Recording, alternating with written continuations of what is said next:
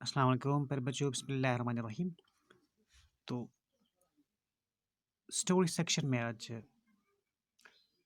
8th class के text book से हमने कलर्स ऑफ रेनबो लिया है। ये हमारा आज का टॉपिक है।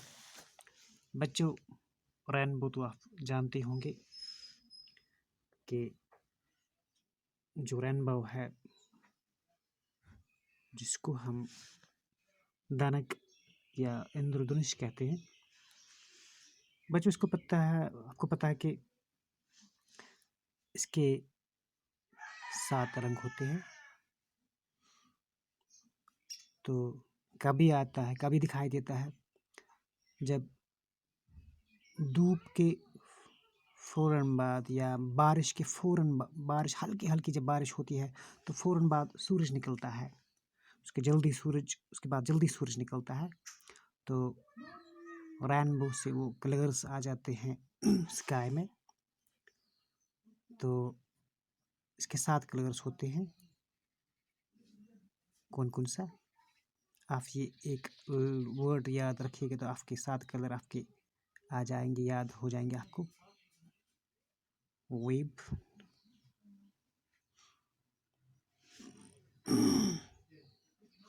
Wave go,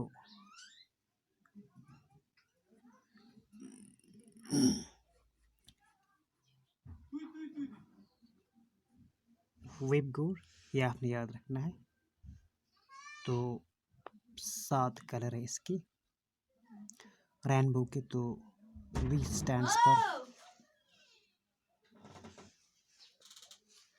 stands for violet, I stands for किस कलर के लिए? इंडिगो के लिए। B stands for blue, this G stands for the color green, this violet stands for yellow, this O stands for orange, and this R for red. तो ये 7 colour आते हैं किसमें? रेनबो में। Violet, indigo, blue, green, yellow, orange, red. 1 2 3 4 5 6 7। तो एक spectrum बन जाता है लाइट का। रेनबो में कितने कलर्स होते हैं? There are 7 colours in rainbow. And when you remember the word Vibgor, you could remember the 7 colors of the rainbow. These 7 colors of the rainbow are called spectrum. ठीक है बच्चों, violet, indigo, blue, green, yellow, orange and red. चलो बच्चों, इस कहानी को हम start करते हैं। Let's start the story now. Let's have its moral reading first. Please be attentive. The rain had just stopped. I was looking out of the window. Occasionally, a drop of water fell from the awning of the window. The clouds had cleared and the sun had also come out. When the sun shines immediately after rainfall, it looks very pleasant. I was watching the beauties of nature, lost in thought. Just outside the window were some chili plants. They had grown quite tall and were sporting red chilies. Drop of water were dripping, sliding down the plants. All my attention was centered on the raindrops. A light breeze was blowing outside. I wrapped the bed sheet around the tightly while sitting on the cot. The kids were playing, going out and coming in. They were making a lot of noise, but I was more or less oblivious to it. The chili plants were dancing in breeze, and water drops were falling from them. Small pads of clouds were moving to and fro in the sky. Sometimes they covered the sun and it became cloudy, and sometimes the sun came out. this is these 2 paragraphs for today. Let's see the new words whose meanings you should know. We have a word with S. Awning. Awning हमारे पास एक word है, इसका माने ज़रूरी जानना है। Evening क्या होता है? तो एवनिंग होता है ये एक, जब हम हमारे पास जो मकान होता है, मकान की जो खिड़कियाँ होती है, तो खिड़कियों के बाहर हम प्रोटेक्शन के मतलब जब बारिश होती है, बारिश को ये जो खिड़कियों को बचाने के लिए वो थोड़ा सा छत बनाते हैं खिड़कियों के ऊपर। तो बारिश या सन धूप धूप से बचाने के लिए वो जो मटेरियल हम अटैच करते हैं, एक किस्म का वो छत बनाते हैं, उसको कहते हैं हम एवरिंग। a piece of a piece of material attached to building to give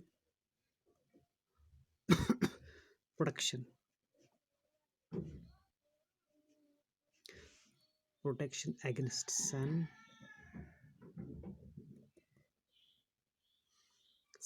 and rain। इसके बाद है barely, barely। barely होता है जो ना होने के बराबर हो, कोई चीज़ जो ना होने के बराबर हो। almost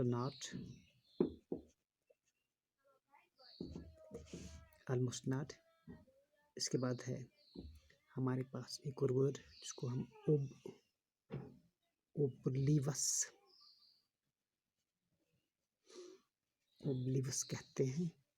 तो ओब्लिवस का मतलब होता है यहाँ पर जिसके मुतालिक हम नहीं जानते हैं, कोई चीज़ जिसके मुतालिक हमें पता ही नहीं है। Not aware, unaware, not aware. हाँ, तो बच्चों आपने देख लिया। अब हम इस जो स्टोरी है उसको एक्सप्लेन करने की कोशिश करते हैं।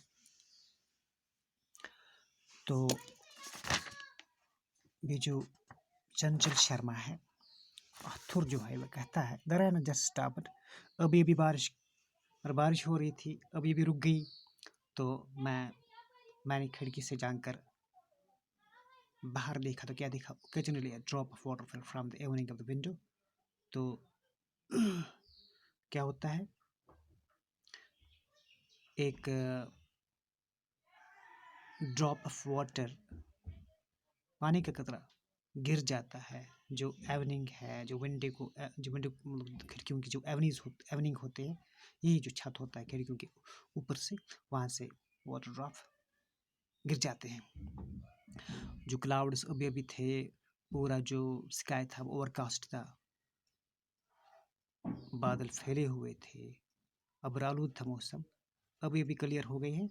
और जो सन था अभी बाहर आया है एक बार फिर। तो रेनफॉल के बाद, बारिश के बाद, जब फ़ौरन जल्दी ही सन शाइन करने लगता है, सूरज निकल आता है, आफ्ताब निकल आता है, तो बहुत जो सीन होता है वो पिक्चोरिस्क सीन होता है, ब्यूटीफुल सीन होता है। जो सीनिक ब्यूटी होती है वो प्रेजेंट होती है। बहुत मतलब जो मौसम होता है, जो नज़ारा होता है वो दिलकश होता है। प्लेजेंट मीन्स दिलकश। I was watching the beauties of nature lost in thought. तो शायर कहता है, सॉरी, ये जो आतुर है कहता है चंचल शर्मा कि मैं जो कुदरत के नज़ारे हैं इनको मतलब बड़ी गौर से वाच कर रहा था, पता नहीं किस गहरी सोच में खो गया। तो विंडो से जो कि मैं बाहर देख ही रहा था, कुछ चिली प्लांट्स थे। चिली बच्चों यू नो चिली किसको बोलते हैं हम? कशर पर मर्जवांगन छवाना, मर्जवांगन कुल, मिर्च के पौधे। तो वो मैंने उनको देख लिया, तो वो बड़े लंबे हुए थे, दे हैड गॉन टॉल। उनकी जो हाइट थी, लंबाई थी, बहुत थी। तो उन पे जो रेड चिलीज़ थे वो आ गए थे, उन पे चिलीज़ रेड भी आए थे। तो कुछ ड्रॉप्स ऑफ वाटर, जो बारिश के कतरे या पानी के कतरे उन पे जमा हुए थे, वो उनसे स्लाइड हो रहे थे, नीचे आ रहे थे। तो मेरा जो अटेंशन था, my all concentration was focused on the raindrops। मेरा जो पूरा तवज्जो था वो कहाँ, रेन ड्रॉप्स पे मरकूज था।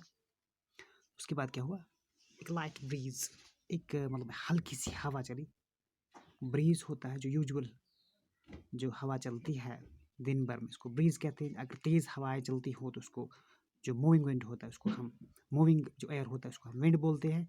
तो यहाँ पे ब्रीज होता है बिल्कुल बाद सबा, आहिस्ता आहिस्ता जो हवा यूजुअली चलती रहती है दिन में, उसको हम ब्रीज बोलते हैं। तो जो खुशगवार हवा होती है ब्रीज बोलते हैं, ब्रीजेंट एयर। तो मैंने क्या किया, मैंने बेडशीट को टाइटली अपने मतलब बॉडी के इर्द गिर्द मैं उसमें लपेट गया, और मैं चारपाई पे देख कर ये नज़ारा बैठ कर नज़ारा देख रहा था। जो मेरे बच्चे थे वो खेल रहे थे, कभी कभी वो अंदर आ रहे थे, कभी बाहर जा रहे थे। तो वो they are making lot of noises, वो बड़ा शोर कर रहे थे। लॉट ऑफ नॉइज मीन्स कि वो बहुत बड़ा शोर कर रहे थे। तो मैं ये जो वो शोर कर रहे थे मैं उसकी तरफ तवज्जो खास नहीं दे रहा था, अवेयर नहीं था। ये जो चिली प्लांट्स थे डांसिंग, मतलब जब ब्रीज थोड़ा थोड़ा हवा जो जेंटल एयर आ रहा था वो उसमें डांस कर रहे थे। कभी हवा एक साइड से आ रहा था, कभी दूसरे साइड से आ रहा था। ये कभी टू एंड फ्रो में डांसिंग कर रहे थे, कभी इधर कभी उधर। Some parts of clouds were moving, और कुछ जो क्लाउड्स थे, पैच क्लाउड्स के थोड़े थोड़े बादल के टुकड़े जो आसमान पे थे वो मूव हो रहे थे टू एंड फ्रो, कभी आगे कभी पीछे। Sometimes they cover the sun and it becomes cloudy. कभी कभी ये जो ये सन को क्या करते थे, अपने लपेट में ले रहे थे, सन को छुपा रहे थे, आफ्ताब को छुपा रहे थे। और कभी आफ्ताब इनसे निकल आ रहा था, बाहर निकल आ रहा था। बस ये आँख मचोले का खेल चलता रहता था किनके किनके दरमियान, बादलों और आफ्ताब के दरमियान, सूरज के दरमियान। मैं खोया हुआ था इस खेल में। तो बच्चों ने इधर से शोर भी किया था, लेकिन मैं उसकी तरफ खास तवज्जो नहीं दे रहा था। तो बच्चों, आज के लिए इतना काफ़ी है। तो उम्मीद है आपने इसको अंडरस्टैंड किया होगा। तो कल हम इसको आगे चलाएंगे, तब तक के लिए दीजिए इजाज़त। अल्लाह हाफिज़।